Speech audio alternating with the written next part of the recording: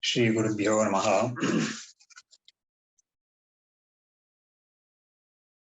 Srimate Shankaracharya Dhimate Advaita Shaktaye Namostu Advaita Vedanta Sthapanopattamurtaye Shri Harim Paramanandam Upadeshtaramishwaram Vyapakam Sarvalokanam Karanam Tam Namamyaham Aparokṣānubhūti Prochate Moksha Siddhaye Sadbhireva Prayatnena Vikshaniya Muhurmuhu. So now in the shlokas that we are seeing, the non-difference or the Advaita Bhava between the Jiva and Brahman, and also between the world and Brahman, that is being very emphatically stated. The Sarva Abhava, Sarva Advaita, Sarva Bheda Abhava, the difference that is being perceived by us, experienced by us, is being totally negated from the logic or yukti point of view, and with the basis of the Shruti also. So in the 46th shloka that we were discussing last time, some more lines are there from the commentary. I'll finish them and then we will go to the 47th shloka. The 46th shloka is Vyapya Vyapakata Mithya Sarvam Atmeti Shasanat Iti Gnate Pare Tatve Bhedasya Avasara Kutaha. So Vyapya Vyapakata. In these two words, the Acharya is conveying that the knower and the known, that is the Kshetram and the Kshetrajna. So that kind of distinction, and the distinction between the knowing Jiva and the known world. So that distinction. So the distinction between the knowing Jiva and the known world is also being stated, and the distinction itself is said to be mithya.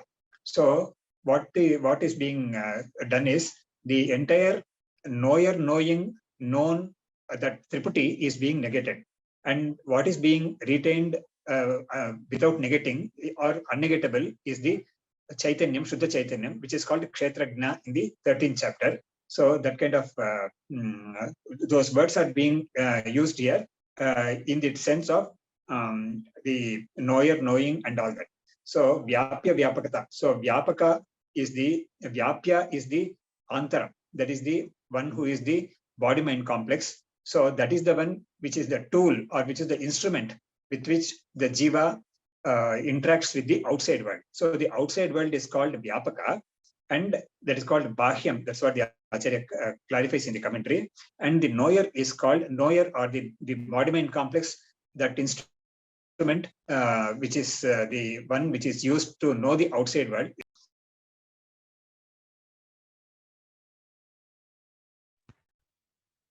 So this distinction being shown, and it is said to be mithya, because in the Kshetra Adhyaya also, the entire Kshetram is the body-mind complex plus the outside world, and the interaction, or the effect of the interaction, which is Ischa, Dvesha, Sukham, Dukkham, and all that happen in the mind, that is also said to be Kshetram.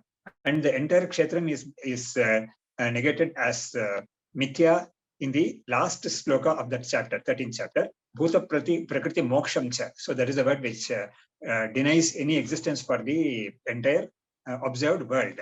And the observed world here in this context will include the observer Jiva.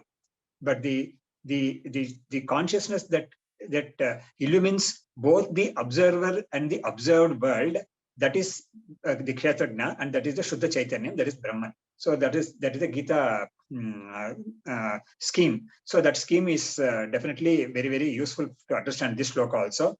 Vyapya Vyapakata Mithya. So the entire Kshetram of knower and the known, or the observer and the observed, that is Mithya. Sarvam Atmeti Shasana, because the Upanishad teaches or declares that everything is Atman. So when that kind of a declaration is there, by saying that everything is Atman, what is meant is the what is appearing as different, distinct and all that distinction is lock, stock and barrel. It is negated as mithya. So that is what is called Badhayam Samanadhikaranyam in Advaita. The very good example for that is the Brahmarpanam Brahmahavihi Brahmagno Brahmanahutam Brahmaiva Tena Gantavyam Brahma Karma Samadhina. That shloka of the 4th chapter. There, Bhagavad Pada in the Bhashya has used, if not this word, he has given the example of of how the rope snake, in the rope snake or the shell silver example, how in the ignorant state, the person is taking the rope to be a snake.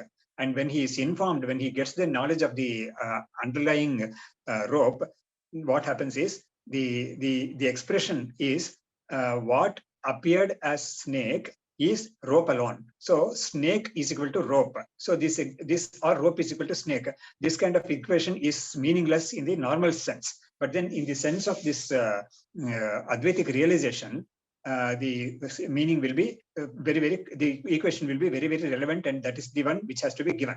So the world is Brahman. How can the world be Brahman? Brahman is the Chaitanyam, which is spoken of or the taught as the Sat, real, whereas the world is taught as Mithya in the Siddhanta itself. So how can you say world is Brahman? So it is in this context, in this sense, that the world is Brahman, that what is seen as the world is actually Brahman alone. Without knowing that it is Brahman, we are taking the world to be what it is straight away. So the informed or the right realization, the proper realization, the expression after getting the realization will be world is Brahman, in the sense world is nothing but Brahman, in the sense that what is seen as the world or what was seen and believed to be the world is actually in truth Brahman alone. So Brahman alone was seen as the world in the same way, in the way that the rope alone was seen as the snake. So that is the idea. So here, that is why this shloka, this Sarvam Atma is being stated by the Acharya. So Sarvam Atma, the equivalent of that in the Purusha Sutta will be Purusha Evedagam Sarvam. Brahmavedam Sarvam, Brahmavedam Amritam. So those passages are all there in the Upanishads, Mundaka Upanishad and all that. Sarvam Kalvidam Brahma, that is also a valid statement for this. So Sarvam Atmeti Shasanat. So in the commentary, the Acharya says, Mithya Gatakashadivate Kalpitatvat Asan Ityartaha. So the knower, the observer and the observed is all Mithya, just like Gatakashadivate Kalpitatvat. The one whole Akasha or space is taken to be this space, a stadium space, a house space, or a hut space, or a pot space, and all that, depending on the size of the upadhi. So in a huge stadium, there is a lot of space. It can accommodate so several thousands of people and so many objects also.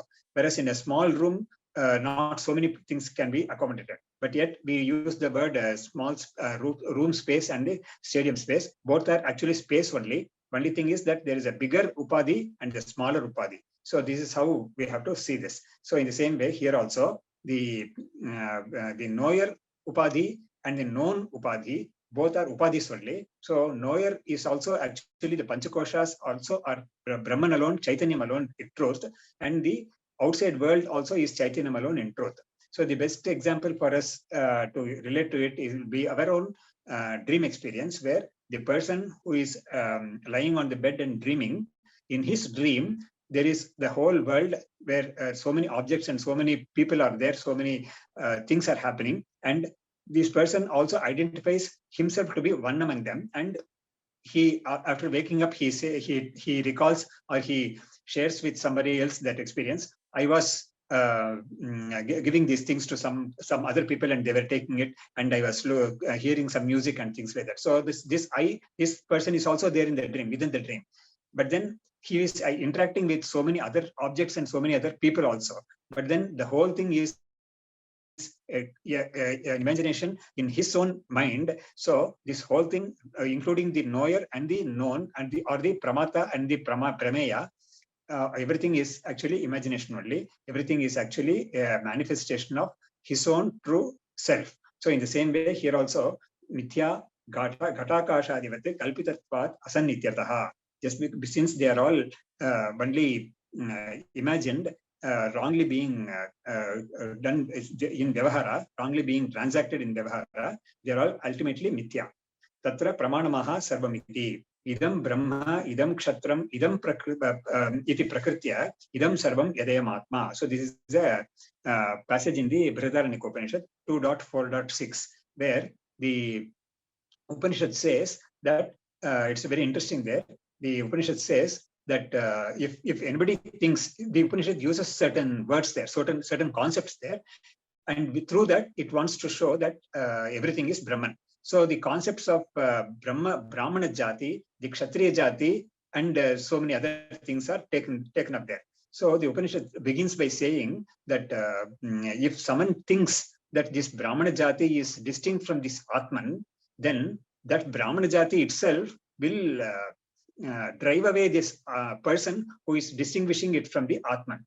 And this person who is distinguishing it will be made kind of worthless. He will be rejected by the world. So if this person wants to tries to distinguish this whole world that he is experiencing as distinct from Atman, that is as a second entity other than the Atman, then the Upanishad says that whole world will itself reject you and make you something insignificant. So there's some harsh words it uses there. So Brahmatam Paradat. Paradat means Parakuriyat, that is it rejects. So Brahma there means Brahmana Jati, and Kshatram Tam Paradat, Kshatram means Kshatriya Jati. So it starts with that and then gives a small list and then finally says everything. If a person distinguishes everything from the Atman and says that that is different and the Atman is different, then everything will ultimately reject him. So that is the Atman. And then finally the Upanishad, it's a small mantra. It finally declares that idam sarvam yadayam atma. So idam brahma, idam sakshatram and all that. And finally it says idam sarvam yad ayam atma. All this which has been listed like Brahmana Jati, Kshatriya Jati, this whole list will include the whole world, a whole creation. And then it says that all this is actually Atman alone. So that is what this shloka also alludes to. Sarvam Atmeti Shasana is the actually Brihadaranyaka mantra. Idam Brahma, Idam Kshatram, and finally Idam Sarvam Yadayam Atma. Bhagavad-pada in the Bhashyas also have cited this Idam Sarvam Yadayam Atma on many occasions to drive home the scriptural Advaitic teaching. Ityadi Shruti Rupa Ishvara Ajnana Balad Ityartaha. So everything is seen as distinct from Atman because of the Ajnana. And here the commentaries from Vidyaranya says Ishvara Ajnana Balad Ityartaha. So Ishvara Ajnana is the Ajnana which the Jiva has. Actually, Jiva is non-different from Ishvara. And in this context, the Ishvara will be simply Brahman, and Brahman will have to be taken to be pure consciousness. So pure consciousness, which out of ignorance takes the Jiva Bhava and goes about this experiencing this world. So that is the Ajnana here. So because of the Ajnana, everything is seen as the whole world is seen as the observer and the observed. So that is because of Ajnana. And in the dream example also, we can easily say that the dream is not something that you plan. It happens out of, by default it happens. So even if you don't want certain dreams, they do happen. So it is something which happens by default. And that is, and it is not in a person's control to stop a dream at some point or to have a particular type of dream. So what happens is, it is happening simply because of some ignorance or some force that the Jiva is subject to at that during that time. And tata kim ataha iti. So here in the shloka, in the second line of the shloka, 46 shloka, iti jnate pare tattve bhedasya avasara kutaha. So when someone realizes this truth in such a way as has been taught in the previous shlokas, and especially in this shloka as vyapya vyapakata mithya sarvam atmeti shasanat. So here in this first line of the shloka, there are two components. One is the mithya component and the other one is the satyam component. So mithya component is the observer-observed duality is the mithya, and the underlying tattva or the substratum of the observer-observed reality.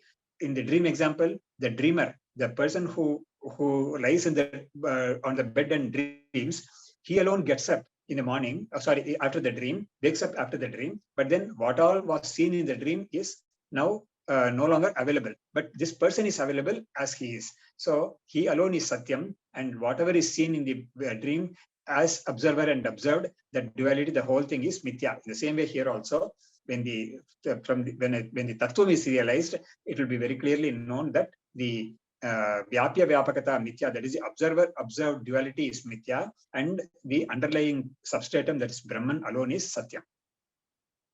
So with this, we have finished the 46th shloka. We will get into the 47th shloka, Bhagavad-yadana, Shrutya. Shrutya nivaritam nunam nanatvam swamukhena hi katam bhaso bhavedanyaha sthite chadvaya karane. Shrutya, by the scripture, nivaritam, negated, nunam, for sure, nanatvam, multiplicity, swamukhena, by its own direct statements, he, verily, katham, how, bhasaha, appearing, bhavet, there be, anyaha, anything other, sthitena, advaya karane, when the non-dual cause is established, cha, and. Okay. So now he is focusing on the Shruti passages, how the Shruti itself, how the Upanishad itself or Upanishads themselves directly, very clearly, unambiguously, they make declarations or statements which negate duality or negate Bheda. Bheda is difference.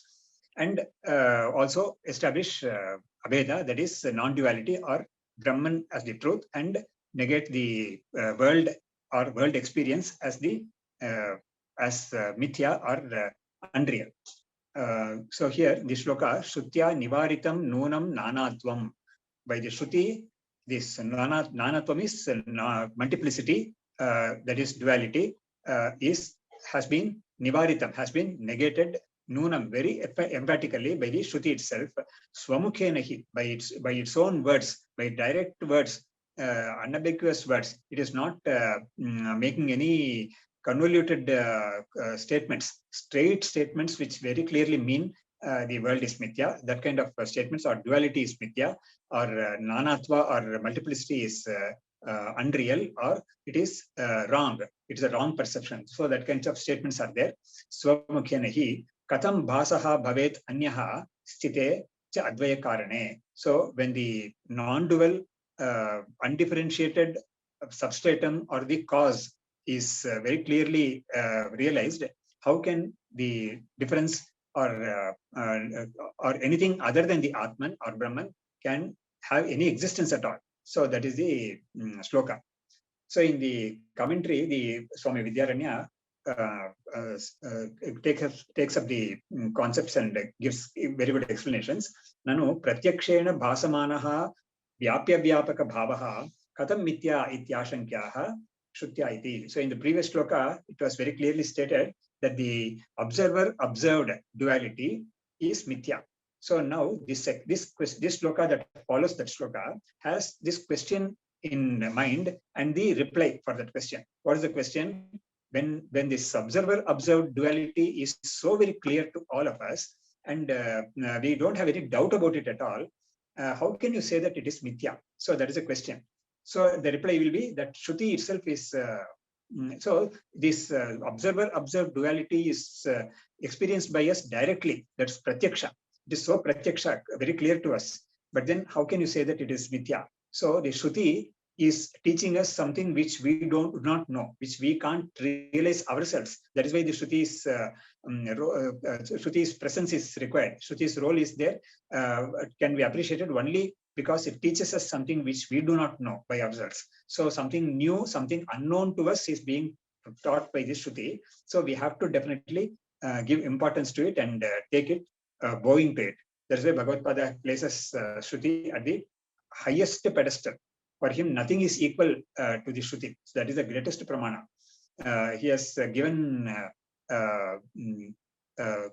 given explanations like, or given similarities like, even 1,000 mothers and fathers can't do anything greater than what the Shruti does to you. So these kind of statements he has given. That is the encomiums he uses for the Shruti. So here, nanu pratyakshena bhasamanaha vyapya vyapaka bhavaha, when this observer observed duality or pair or dvaitam is so very clearly experienced by us directly, how can it be mithya? So for that, the shloka says, nunam iti nishchaye, that is, certainly, without any doubt, the Shruti is negating it by its own, from its own statements, by its own statements. He iti prasiddha Shrutya neha nanasti kinchana ityadi rupaya ityartaha. So he is giving just one Shruti Vakyam here as a representative. There are many others also. He will be himself giving those, some of them in the later shlokas, commentaries. But here he gives just one, neha nanasti kinchana. So this is one statement from the Kathopanishad. It's also present in the other Upanishad, Brihadaranyakam. So here it says, na iha nanasti kinchana. Iha means here. Here means in Brahman. In Brahman, there is no, not even a little bit of duality at all. Nanatva means, nana means nanatvam, duality or multiplicity. It is not there in Brahman at all. So, na iha nanasti kinchana ityadi rupaya shrutya nunam, for very sure, the nanatvam has been negated. Nivaritam. Nanatvam nivaritam. Tenacha nanatva nivaranena advaya karane abhinna nimittopadane brahmani sthite sati bhasaha vyapya vyapakadi pratibhasaha karyabhutaha anyaha swakaranati katam bhavet na kadanchid ityartaha. So beautifully he is giving so many concepts of the Upanishads in just this one sentence. The whole of Vedanta can be said to be compressed in a capsule form in this one particular sentence. So beautiful it is. Tenacha nanatva nirakaranena nivaranena, by negating this duality or multiplicity, advaya karane abhinna nimittaupadane brahmani sthite. So advaya karana, the advaya karana means in the shloka also that word is there, advaya karana. Advaya means non-dual. Karana is cause. So what is the cause here? The cause here is Brahman, the pure, the ultimate cause, the basic cause, or the fundamental cause of this whole creation is Brahman, and that cause is admitted in Vedanta to be abhinna nimitta upadana. So nimitta is the efficient cause, like a potter, and upadana karana is the material cause, like the clay. So to make a pot, the clay material cause is required, and a potter who is an efficient cause, that he also is required. So in the creation of the world, Brahman is the material cause, and Brahman is the nimitta karanam also. That is the efficient cause also. So that is a speciality and distinction between the world and the between the other things in the world and the world creation. So here so this abhinna nimitta upadana karanam, that is, in the world, for any anything to be produced, there is required a material cause which is distinct from the efficient cause. So these two causes are different from each other. Whereas in the case of the creation of the world, the two causes are non-different. Brahman alone is the material cause, and Brahman alone is the efficient cause. So Brahman alone becomes the world by itself, and Brahman alone makes himself the world, or itself the world. So this is definitely through the association of the Maya principle or the Prakriti principle. So anyway, so Brahman alone appears as the world, just like the rope appears as the snake. Or if we want to add some more things, like in Nanatvam, with the rope itself as the substratum, we can say so many other things, like a rope can be mistaken to be a snake, a stick, a garland, a a crack on the ground and things like that. So many things are possible. So this way, Nanatvam is there. Bhagavad has used this kind of example in the Mandukya Bhashya also to just show that how one substratum can appear erroneously. Many things can appear in one substratum erroneously. So that is the idea. So Nanatva, so Abhinna Nimitta Upadanam is the Brahman. Brahmani sthite, when that Brahman is realized, or when that Brahman is accepted to be the only cause, which is the substratum of the whole universe, then Vasaha, there's the word in the shloka, Vasa means appearance. What is that appearance? Vyapya Vyapakadi Pratibhasaha. So observer and observed. This is the duality. So this kind of an appearance, and by here there's one Adi also, etc. Vyapya Vyapakadi Pratibhasaha. So from the Adi we can take, there is one observer and the observed object, and because of as a result of the interaction between the observer and the observed object, so many things can happen in his own mind. After seeing a particular flower, he can think that this flower is so beautiful.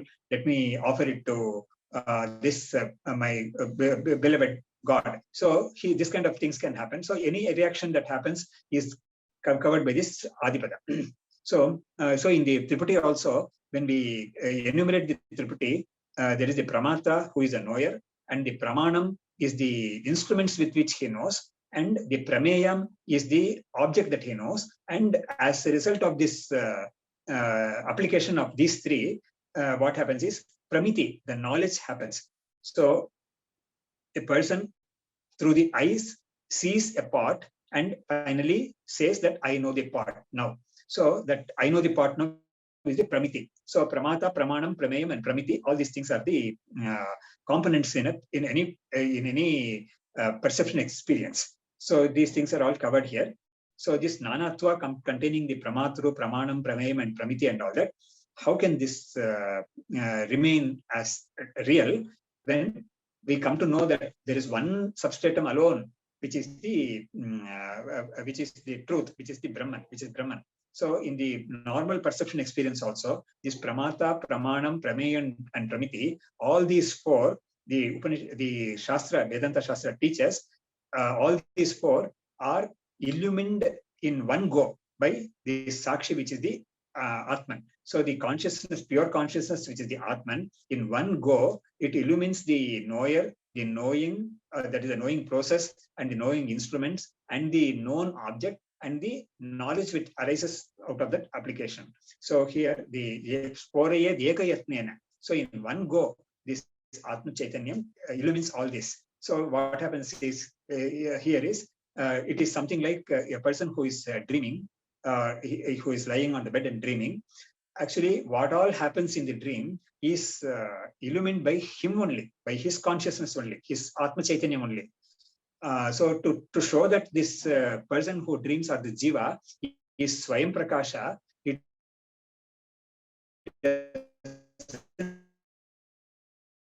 require any light from any agent. The Upanishad demonstrate to demonstrate and establish the fact that the Jiva is Swayam Prakasha, that's self-luminous or self-conscious.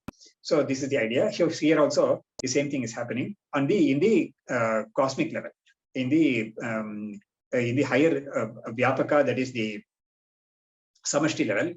So the Abhinna Nimitta Upadana Karana Brahman is the one which illumines the Vyapya Vyapakata, that is the observer, observed, and all that duality. So when this happens, Karya Bhutaha Anyaha Swakarana Tiriktaha Katam Bhaved Na Katanchi Dityartaha. So Karyam is the duality, the observer, observing, and the observed, and the final result of that observation. That is the Karyam, that is the effect.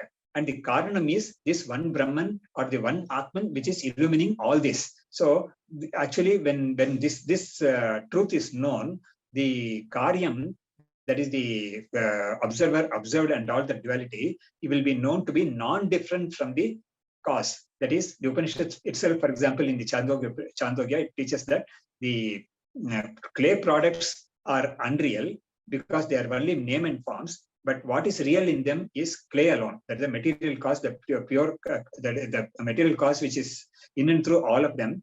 That alone is the truth. Whereas the names and forms like pot, jar, and things like that is unreal, because these shapes will not stay long. The names also naturally, when one object is destroyed, the name no longer is there, can be applied to that destroyed clay, the destroyed pot. So we can't call a destroyed pot a pot. We can at best say that they are simply pieces of clay and things like that. So here the Acharya says that the Karanam, when it is known very clearly to be the non-dual one, how can the Karyam be distinct from it? That is Anyaha. It can't be any Anyaha. Just like again in the dream example, the moment the person wakes up, he will know that all that was seen was non-different from him in the dream. So they didn't have any existence or easiness apart from the dreamer. So in the same way, here also, the clay products do not have a reality other than the clay. Separate from the clay, they don't have any reality at all. So in the same way, the whole creation, the created world, does not have a reality apart from the cause, that is Brahman. So that is the teaching here in this shloka. We have completed this shloka 47. Shrutya nivaritam nonam nanatvam swamukhe nahi katham bhaso bhavedanyaha stite chadvaya karane. So all shlokas are so beautiful, very nice for contemplation. And the commentary is also so nice by Vidyaranya. So we will end this session here. Shri Harim Paramanandam Upadeshtaramishwaram Vyapakam Sarvalokanam Karanam Tam Namamyaham Aparokṣānubhūti Prochyate Moksha Siddhaye Sadbhireva Prayatnena Vikshaniya Muhurmuhu Shastram Sharira Mimamsa Devastu Parameshwaraha Acharya Shankaracharya Sandume Janma Janmani Vidyavinaya Sampannam Vetaragam Vivekinam Vande Vedanta Tattvagnam Vidushekara Bharatim Om Tat Sat.